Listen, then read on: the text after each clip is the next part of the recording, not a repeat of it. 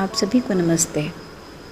आइए आज के चमत्कार से पहले श्री परमज्योति कल्की के प्रकटित बोध को सुनते हैं। जब आप निस्सहाय होते हैं तब ईश्वर हस्तक्षेप करते हैं। आज का चमत्कार। चेन्नई से मैं दाक्षायणी हूँ। मेरी बेटी एक इंजीनियरिंग कॉलेज में लेक्चरर पद पर कार्यरत थी। कॉलेज में दैनिक कार्य के बाद वो अन्य सेवकों के साथ सेवा करने गांवों में श्री कल्की कल्याण उत्सव का प्रचार करने गई।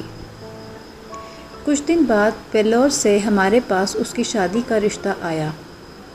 क्योंकि वर इकलौता बेटा था, उसके माता पिता शादी से पहले औपचारिक सगाई की रस्म करना चाह रहे थे। इसका अतिरिक्त खर्चा उठाने का सामर्थ्य हम लोगों में नहीं था। मैंने सुझाव दिया कि सगाई शादी के एक दिन पहले रख दी जाए। इस विकल्प को नकार दिया गया।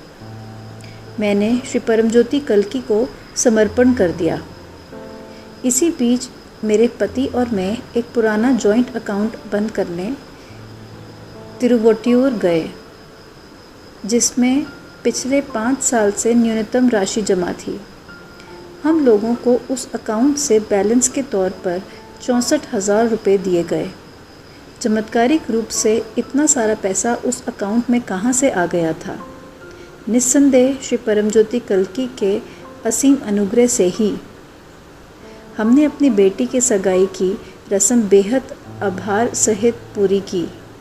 श्री परमज्योति कल्की के असीम अनुग्रह से उसकी शादी भी बहुत भव्य रूप से हुई।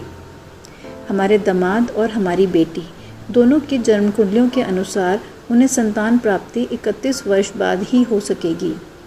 मेरी बेटी को संतान प्राप्ति हेतु मुझसे बहुत से लोगों ने तरह तरह के अनुष्ठान करने, मंदिरों में दर्शन करने, देवी देवताओं की आराधना करने इत्यादि का परामर्श दिया।